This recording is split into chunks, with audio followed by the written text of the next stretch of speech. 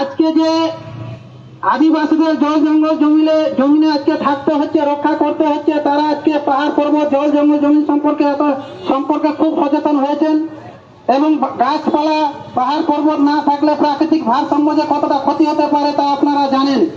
কিন্তু আজকে যারা আমরা আদিবাসী এসটি ট্রাইব, তারা কি সত্যি আমরা এই জল জঙ্গল জমিনে ভৌগোলিক ভাবে বিচ্ছিন্ন ছিলাম?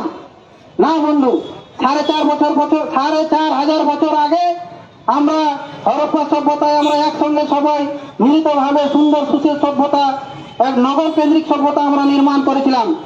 সেই নির্মাণের ফলে আমাদের এই সুশীল সভ্যতাটাকে নষ্ট করে বিদেশি আর্য নামক যারা আজকে ডিএনএ ভিত্তিতে যারা বিদেশি ব্রাহ্মণ, তারা আজকে আমাদেরকে এই হরপ্পা সভ্যতা থেকে আমাদেরকে বঞ্চিত করে, আমাদেরকে সেখান থেকে সরাই, সেখান থেকে আমরা ধূলিসাৎ করে সভ্যতাটাকে।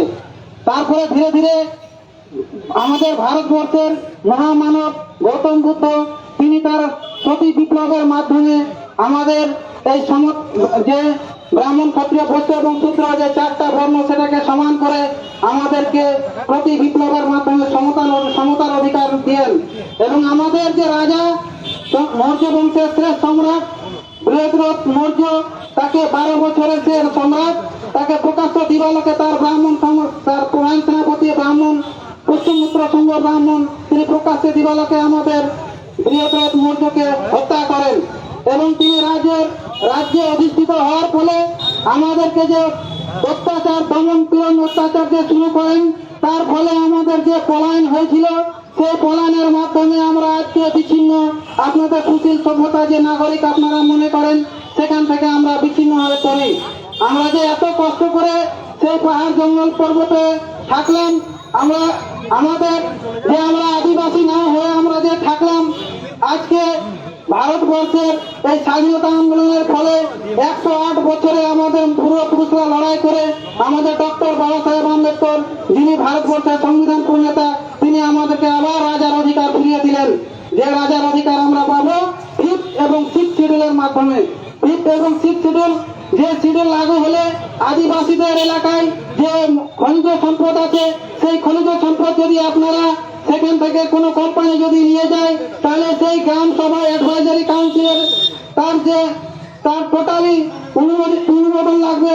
অনুমোদন ছাড়া কোনো মতেই সেইখানে খনিজ সম্পদ তারা বের করতে পারবেন না। তাহলে 5th শিডিউল 6th শিডিউলের মাধ্যমে আদিবাসীরা আবার রাজা হয়ে গেল। সেই যে 5th এবং 6th শিডিউল থেকে আমাদেরকে বঞ্চিত রাখার জন্য এই তৎকালীন যারা ব্রাহ্মণবাদী শাসক তথা ডিএনএ মাধ্যমে যারা বিদেশি, তারা কিন্তু আবার আমাদেরকে ছলচাতুরির মাধ্যমে স্বাধীনতার 78 বছর পরও আমাদের পিছা ছাড়ছে না।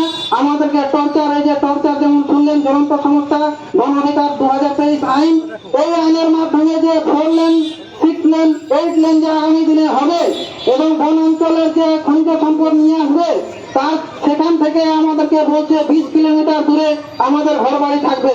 আমরা আবার